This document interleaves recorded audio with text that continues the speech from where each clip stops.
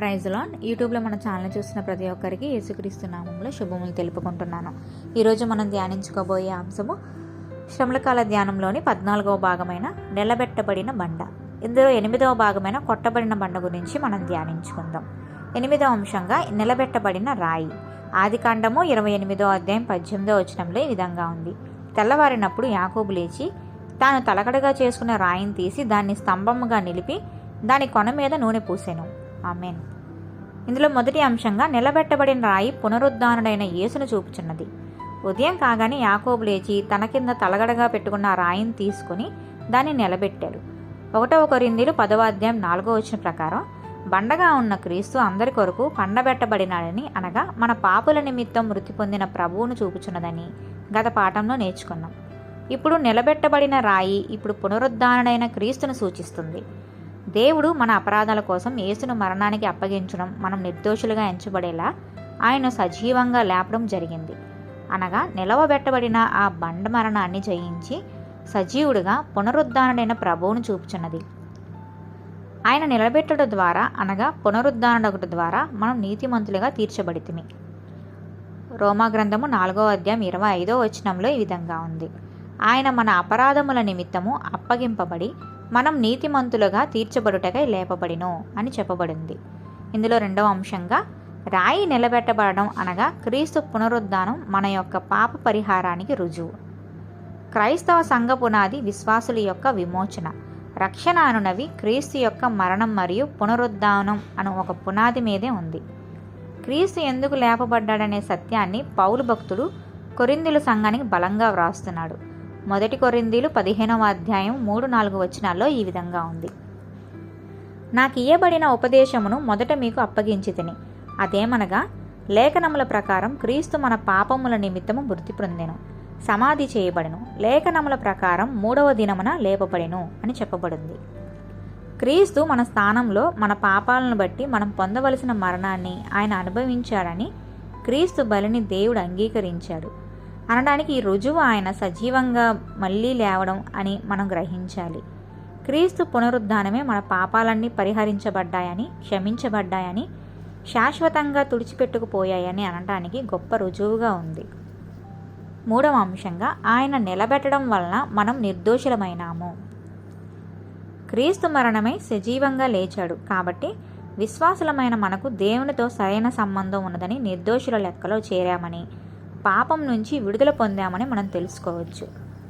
నిలవబెట్టబడిన క్రీస్తే, అనగా పునరుద్ధానుడైన క్రీస్తే మనకు జ్ఞానం, నీతి, పరిశుద్ధత మరియు విమోచనంగా ఉన్నాడు. ఆయన పునరుద్ధానం ద్వారా మనల్ని దేవుని ఎదుట నిర్దోషులుగా నిలబెట్టాడు. 4వ అంశంగా ఆయన నిలబెట్టడం మనకు అతిశయం. నిలబెట్టబడిన రాయిని యాకోబు ఘనంగా ఎంచాడు. రాయినందు యాకోబు ఎంతో అతిశయించాడు. అందుకే రాయిని నిలబెట్టి అభిషేకించాడు. పునరుద్ధానుడైన క్రీస్తే దేవుని ద్వారా మనకు జ్ఞానం, నిర్దోషత్వం, పవిత్రత, విమోచన అయ్యాడు. ఇందువల్ల పరిశుద్ధ గ్రంథంలో వ్రాసి ఉన్న దాని ప్రకారం అతిశయించే వ్యక్తి ప్రభువును బట్టి అతిశయించాలి. 1 కొరింథీయులు 1వ అధ్యాయం 31వ వచనంలో ఈ విధంగా ఉంది. అతిశయించువాడు ప్రభువునందే అతిశయింపవలెను అని వ్రాయబడింది. నెరవేరినట్లు దేవుని మూలంగా ఆయన మనకు జ్ఞానమును, నీతియు, పరిశుద్ధతయు, విమోచనము నాయను అని చెప్పబడింది. 5వ అంశంగా నిలబెట్టబడిన రాయి మీద నూనె పోయబడినది. యాకోబు తన తలగడగా చేసుకున్న రాయిని తీసుకొని నిలబెట్టి దానిని నూనెతో అభిషేకించాడు. యాకోబు రాయిని నూనెతో ఎందుకు అభిషేకించాడు? నూనె పరిశుద్ధాత్మకు సాదృశ్యంగా ఉంది. యేసుక్రీస్తు నిలబెట్టబడిన తర్వాత, అనగా పునరుద్ధానుడైన తర్వాత 50వ దినమందు, అనగా పెంతెకోస్తు దినమందు పరిశుద్ధాత్మ కుమ్మరింపు అభిషేకం జరిగింది. అపోస్తుల గ్రంథము 2వ అధ్యాయము 32-33 వచనాల్లో ఈ విధంగా ఉంది. ఈ యేసును దేవుడు లేపెను. దీనికి మేమందరము సాక్షులముగా కాగా ఆయన దేవుని కుడి పార్శ్వమునకు హెచ్చింపబడి పరిశుద్ధాత్మను గూర్చిన వాగ్దానమును తండ్రి వలన పొంది మీరు చూచుచూ వినుచున్న దీనిని కుమ్మరించి ఉన్నాడు అని చెప్పబడింది. ఆయన కోసం ఎదురు చూస్తున్న శిష్యులను ఆవరించడానికి పరిశుద్ధాత్మ దేవుడు వచ్చిన ఆ ప్రత్యేకమైన పెంతెకోస్తు దినం చరిత్ర అంతట్లోకి మహా గొప్ప దినాల్లో ఒకటి. మనుషుల మధ్య దేవుని పనిలో అది కొత్త ఆరంభం. ఆ దినాన ఓ కొత్త యుగం, కృపాయుగం, పరిశుద్ధాత్మ యుగం ఆరంభమైంది. క్రీస్తు సువార్త భూదిగంతాల వరకు వెళ్ళవలసిన కాలం ఆ రోజునే మొదలైంది. ఓ కొత్త యుగం మొదలైందని సూచించే అపురూపమైన వింతలకు దేవుడి ఆధీనం అనుగ్రహించారు. ఇక 6వ అంశంగా సర్వాధికారం నిలబెట్టబడిన రాయికి ఇవ్వబడింది. నిలబెట్టబడిన రాయి నూనెతో అభిషేకించబడినది. పాత నిబంధన దినాల్లో 3 రకాలైన వారు అభిషేకం పొందుకునేవారుగా ఉన్నారు. రాజులను, ప్రవక్తలను మరియు యాజకులను సాధారణంగా నూనెతో అభిషేకిస్తారు. అనగా యాకోబు ఆ నిలబెట్టబడిన రాయిని ఒక రాజుగా, ఒక ప్రవక్తగాను, ఒక యాజకుడుగాను ఎంచాడు కనుక నూనె పోసి అభిషేకించాడు. పునరుద్ధానుడైన యేసు రాజులకు రాజును, గొప్ప ప్రధాన యాజకుడును మరియు గొప్ప ప్రవక్తనై ఉన్నాడు. దీని అర్థం నిలబెట్టబడిన రాయికి సర్వాధికారం ఇవ్వబడిందని. సర్వాధికారం పునరుద్ధానుడైన ప్రభువుకు ఇవ్వబడింది. మత్తయి సువార్త 28వ అధ్యాయం 18వ వచనంలో, అయితే యేసు వారి యొద్దకు వచ్చి, పరలోకమందును భూమి మీదను నాకు సర్వాధికారము ఇయ్యబడి ఉన్నది అని చెప్పబడింది. అదేవిధంగా యోహాను సువార్త 17వ అధ్యాయం 2వ వచనంలో, నీ కుమారుడు నిన్ను మహిమపరచునట్లు నీ కుమారుని మహిమపరచుము, నీవు నీ కుమారునికిచ్చిన వారందరికీ ఆయన నిత్య జీవం అనుగ్రహించినట్లు సర్వ శరీరుల మీదను ఆయనకు అధికారం ఇచ్చితివి అని చెప్పబడింది. ఆయనకు అధికారం ఇవ్వడంలో గల ఉద్దేశం ఏంటంటే, ఇందులో మొదటి అంశంగా తండ్రి తనకు ఇచ్చిన వారందరికీ శాశ్వత జీవం కలగడం అనే ఫలితాన్ని సాధించడం కోసం, అనగా విశ్వాసులకు నిత్య జీవాన్ని ఇవ్వడం అని చెప్పబడింది.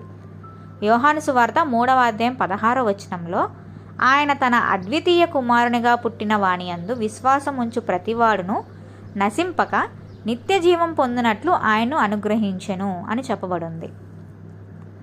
అదేవిధంగా 2వ అంశంలో తనను ఇష్టం వచ్చిన వారిని బ్రతికించడం. యోహాను సువార్త 5వ అధ్యాయం 21వ వచనంలో, తండ్రి మృతులను ఎలాగు లేపి బ్రతికించునో అలాగే కుమారుడును తనకిష్టం వచ్చిన వారిని బ్రతికించును అని చెప్పబడింది. ఇక 3వ అంశంగా ఈ లోకంలో యేసు ప్రభువుకున్న అపరిమిత అధికారం. ఆయన ఈ లోకంలోని అన్ని దేశాల్లో, జాతుల మధ్య పరిస్థితులకు అనుకూలంగా మార్చగలడు. మనుషుల హృదయాల్లో, మనసుల్లో పనిచే 7వ అంశంగా ప్రభు ఇప్పుడు కూడా తన పరిశుద్ధాత్మను అందరి మీద కుమ్మరిస్తూ ఉన్నాడు. క్రీస్తు ఆరోహణమై పరలోకానికి వెళ్ళిపోయిన తర్వాత ఉన్న యుగానికి మనం పరిశుద్ధాత్మ యుగం అని పేరు పెట్టచ్చు. యేసు తన మరణం, పునరుత్థానం జరిగిన తర్వాత పరిశుద్ధాత్మను ఈ లోకంలోనికి పంపారు. యావేలు గ్రంథము 2వ అధ్యాయం 28వ వచనంలో, తర్వాత నేను సర్వజనుల మీద నా ఆత్మను కుమ్మరింతును, మీ కుమారులను మీ కుమార్తెలను ప్రవచనములు చెప్పుదురు, మీ ముసలివారు కలలు కందరు, మీ యవ్వనులు దర్శనములు చూతురు అని చెప్పబడింది. యేసు ప్రభు తన పరిశుద్ధాత్మను ఎప్పుడు ఎక్కడ కుమ్మరించాలని ఇష్టపడతాడో అప్పుడు అక్కడికి ఇలా కుమ్మరిస్తారు. కల్వరిలో జరిగిన కార్యం లేకపోతే పెంతెకోస్తు సంఘటన ఉండేది కాదు. దేవుని ఆత్మ యొక్క జీవప్రదమైన ప్రవాహాలు పారగలిగేది శిలువ మూలంగానే అని మనం గ్రహించాలి. రక్షణ లోకమంతటికి ఇవ్వబడింది, కానీ విశ్వసించిన వారు మాత్రమే దాన్ని పొందుకొనగలరు అని మనం తెలుసుకొని ఉండాలి. అదేవిధంగా దేవుడు తన ఆత్మను లోకమంతటికి ఇవ్వడు, కానీ తనను నమ్మి బాప్తీసం తీసుకొని దేవుని బిడ్డలైన వారికి మాత్రమే ఆత్మ కుమ్మరింపు ఇస్తారు. ప్రస్తుత కాలంలో క్రీస్తును రక్షకునిగా స్వీకరించడం ద్వారా ఏ వ్యక్తి అయినా దేవుని ఆత్మ సంపూర్ణతను పొందవచ్చు. యోహాను సువార్త 7వ అధ్యాయం 38-39 వచనాల్లో ఈ విధంగా ఉంది. నా యందు విశ్వాసం ఉంచి వాడెవడో లేఖనం చెప్పినట్టు వాని కడుపులో నుండి జీవజల నదులు పారునని బిగ్గరగా చెప్పాను అని చెప్పబడింది. తన యందు విశ్వాసించు వారు పొందబో ఆత్మను గురించి ఆయన ఈ మాట చెప్పారు. అదేవిధంగా యెషయా గ్రంథము 44వ అధ్యాయం 3వ వచనంలో, నేను దప్పిక గల వాని మీద నీళ్లను, ఎండిన భూమి మీద ప్రవాహ జలములను కుమ్మరించెదను, నీ సంతతి మీద నా ఆత్మను కుమ్మరించెదను, నీకు పుట్టిన వారిని నేను ఆశీర్వదించెదను అని చెప్పబడింది. నిలబెట్టబడిన రాయి ద్వారా, అనగా సజీవుడై పునరుద్ధానుడైన యేసు ద్వారా యాకోబు అద్భుతమైన దేవుని దివ్య వాగ్దానాలను పొందుకొని జీవిత ప్రయాణంలో ముందుకు సాగిపోయినట్లు మనం కూడా నిలబెట్టబడిన రాయి ద్వారా ఆత్మాభిషేకంతో ముందుకు సాగుటకు పరిశుద్ధాత్మ దేవుడు సహాయం దయచేయును గాక. ఆమేన్.